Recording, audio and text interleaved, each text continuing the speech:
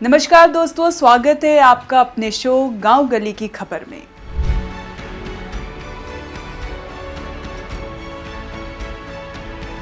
तो चलिए सबसे बड़ी खबर आपको बताते हैं। त्योहार का मौसम आने वाला है और यात्रियों के लिए बड़ी खुशखबरी है।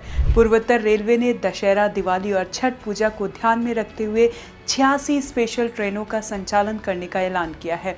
ये ट्रेनें गोरखपुर से चलेंगी या वहां से होकर गुजरेंगी। यात्रियों की सुविधाओं के लिए रेल वन ऐप से रियल टाइम अपडेट भी मिलेगा। इस ऐप के जरिए आप अपनी ट्रेन की लाइव स्थिति, प्लेटफॉर्म और समय की जानकारी तुरंत ले सकते हैं।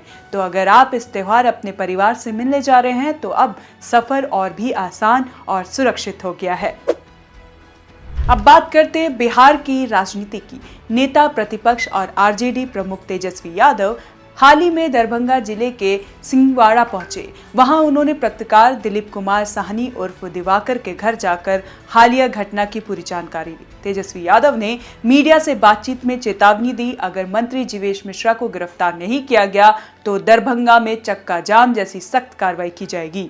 उन्होंने आरोप लगाया कि सड़क निर्माण को लेकर सवाल करने पर एक युवा पत्रकार धीरज की पिटाई हुई। वीडियो में कथित रूप से मंत्री खुद पुलिसकर्मी से कहते नजर आए, पीटो इसको। ये मामला अब पूरे राज्य में चर्चा का विषय बन गया है।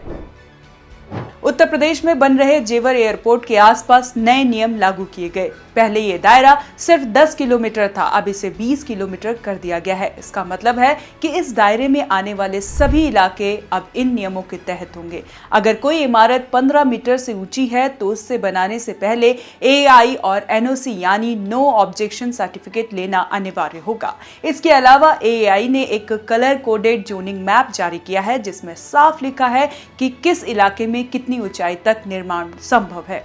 येडा अब इसी मैप के आधार पर बिल्डिंग बायलॉज अपडेट करेगा और नक्शों की मंजूरी भी इन्हीं मानकों पर होगी। इस नियम का असर आम नागरिकों और डेवलपर्स दोनों पर पड़ेगा। अगर आपने एयरपोर्ट के आसपास प्लॉट खरीदा है या मकान बनवाने की सोच रहे हैं तो आपको ये देखना होगा कि आपकी जमीन इस 20 किलोमीटर के दायरे में आती है या नहीं।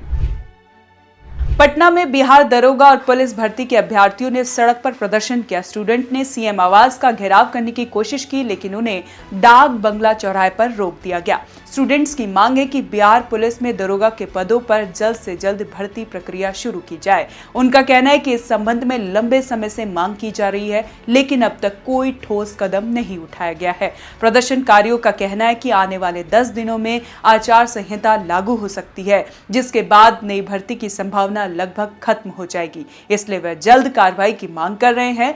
सिपाही भर्ती परीक्षा में पारदर्शिता सुनिश्चित की जाए। उनका आरोप है कि परीक्षा के बाद कन्वेंशन पेपर, ओएमआर शीट की कार्बन कॉपी और आंसर की उपलब्धता नहीं कराई जाती, जो बेरोजगार युवाओं के साथ अन्याय है। यह आंदोलन युवाओं की बढ़ती उम्मीद और उनकी नौकरी की चिंता को दिखाता है। प्रदर्शन में न केवल स्टूडेंट शामिल थे, बल्कि कई शिक्षक और शिक्षिका नेता भी इस आंदोलन का हिस्सा बने। उनका समर्थन अभ्यर्थियों की मांगों और मजबूती प्रदान करने का रहा। बिहार दरोगा भर्ती की स्थिति हाल ही में बिहार पुलिस विभाग द्वारा दरोगा के 28 पदों पर भर्ती के लिए नोटिफिकेशन जारी किया गया था, जिसके लिए आवेदन प्रक्रिया 27 फरवरी 2025 से शुरू हुई और 27 मार्च 2025 तक चली। हालांकि अभ्यर्थी अब बड़ी संख्या में पदों पर भर्ती की मांग कर रहे हैं, जिसमें हाल ही में 23,600 पदों पर भर्ती की संभावनाएं बताई जा रही हैं।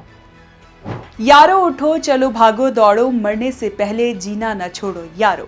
राजेश खन्ना की अवतार फिल्म का ये गाना आज भी प्रेरणा देता है कि हमें चलना है, हार कर रुकना नहीं है। नोएडा में एक मां ने खुद को हारा हुआ महसूस किया और अपने मानसिक रूप से विकसित बेटे के साथ बिल्डिंग की 13वीं मंजिल से छलांग लगाकर बड़े हादसे को अंजाम दे दिया। साक्षी चावला ने अपने बेटे दक्ष चावला के साथ सुसाइड किया। साक्षी ने अपने पति के लिए सुसाइड नोट भी छोड़ा। इस नोट में साक्षी ने पति को सॉरी लिखा और लिखा है कि हम दोनों आपको और टेंशन नहीं देना चाहते और ये दुनिया छोड़कर जा रहे हैं। हमारी मौत के लिए कोई जिम्मेदार नहीं है। पुलिस के मुताबिक जिस बच्चे की घटना में मौत हुई वह मानसिक रूप से विकसित था और मां को बेटे के लिए चिंता रहती थी। पति दर्पण चावला पैसे से चार्टर्ड अकाउंटेंट है, वह उस समय घर पर ही थे। पुलिस को उन्होंने बताया कि वह दूसरे कमरे में थे। उन्होंने एक चीख सुनी और बालकनी में पहुंचकर देखा तो पत्नी और बेटा जमीन पर पड़े थे।